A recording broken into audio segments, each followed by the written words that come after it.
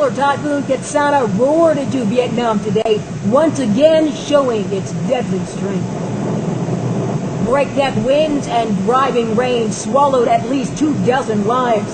Some drowned, others were buried in mud or struck by falling trees. Ketsana was just a tropical storm when it slammed into the Philippines on the weekend, but it was ferocious enough to submerge 80% of the capital underwater and kill at least 246 people. While the water is receding in some parts, neck-high floods are still making life difficult in outlying villages. Dito po, una-una po ang... This man says we need food, clothing, and medicine. We also have nothing to drink. This is the worst flooding the Philippines has seen in more than 40 years. That country now sending out a desperate plea for foreign aid. The Toronto-based charity Global Medic is sending a disaster relief team. They left today. The team is taking 6 water purification units and millions of water cleaning tablets in their bid to save lives. This one's going to be pretty tough because there's 450,000 people that are affected. Of them, 150,000 critically. There are fears, however, that the team will face deadly weather themselves. 2 weather systems on the horizon are threatening to form into a superstorm. We're keeping an eye on Tropical Storm Parma. That's the next storm system that could affect the area, but it looks like it's just going to graze the Philippines. Probably not flooding rains there, but the type of rain that could hamper any relief efforts. Residents, meantime, are scouring through the mud and debris looking for fragments of the lives they've lost. No matter what they find, they will always be haunted by the storm that ripped families and a capital apart. That second storm system now forming in the Pacific could hit the Philippines later this week, but right now its path isn't quite clear. Morella Fernandez, City News. And the effects of that flooding are being felt acutely right here in the GTA. Marianne Demain now with how the local Filipino-Canadian community is rallying to help. Every time we watch the news, because we have a Filipino channel, every time we watch it, we can't help but cry and cry. Jacqueline has been overcome with worry since Typhoon Ketsana submerged parts of northern Philippines, including Mandaluyong City, her hometown where family members still live. And this is the first floor of the house. She's been glued to her laptop checking for any updates from relatives. They've sent these pictures of homes immersed in water, but the last time she heard from them, they were stranded with little food or water, and that was 3 days ago. It's so hard. It's like sleepless night.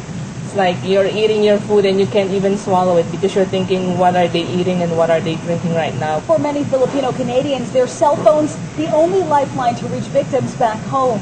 But while they continue to try to contact loved ones, others here in the GTA are turning to the power of prayer and the power of giving, dropping off donations at churches like this, which will eventually be dropped off in the Philippines.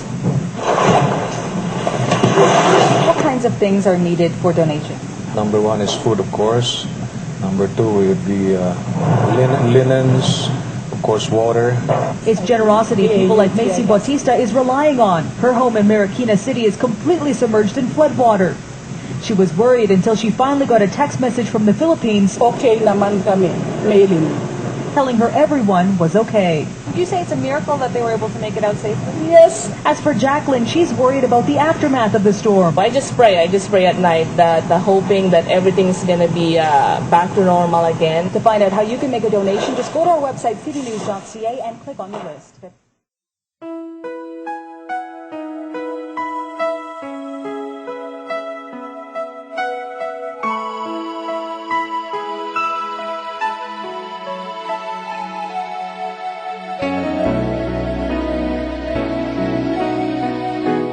Kahit pilitin ko, puso ko'y maging matibay. Ang kabiguan ay dumarating sa aking buhay. Kung ako'y naroon na at nagdurusa, ang aking gagawin ay tawagan ko siya si Jesus. Hi, my name is JR from JG Productions, and on behalf of the project team, we'd like to send our deepest condolences to the families who've lost their loved ones during the Typhoon Ondoy. Kakagaling ko lang po ng sakit, so pagpasensya niyo na po ang aking boses sa oras na ito. We'd like to send our encouragements to all of you guys. Although hindi po namin o hindi ko pa nararanasan ang klaseng bagyong ganon, ngunit we have witnessed the pain, the sufferings.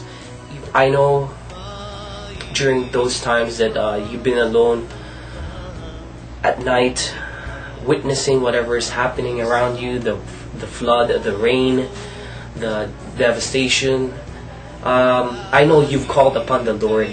I know you have asked God to help you, and I know He did. So continue putting your faith in the Lord. Continue praying, because there's power in prayer. After this storm, God said there's always the sun that will come out. And we believe that the blessings of the Lord will soon come in our country, our homeland. And also the fact that although some nations, some people, which hurts me, they are actually laughing to whatever happened in our country. They're blaming everything. That God is just cleansing our nation. Keep going on po, because sabi nga po, habang may buhay, may pag-asa. So put your pag-asa in the Lord, and He will do the rest of whatever it is that is to happen. And maging matatag lang po kayo dyan. And the way we can help you is through prayer and through our love giving, or which is a donation. We believe that God's relief is there, and it had come. Amen. So God bless po sa inyong lahat. We hope to see Philippines to become a very, very strong nation. So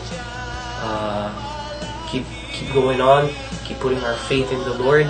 And just like Shadrach, Meshach, and Abednego, they were thrown into the fire, and yet they still sung to God, worshiped God, and just trusted God, believed in their God that, nothing will happen. Once again, hindi po sila na-shaken at all. So you do the same thing, and God bless po sa inyong lahat. Bye-bye. Kapag hindi ko na makaya, sa Kanya lang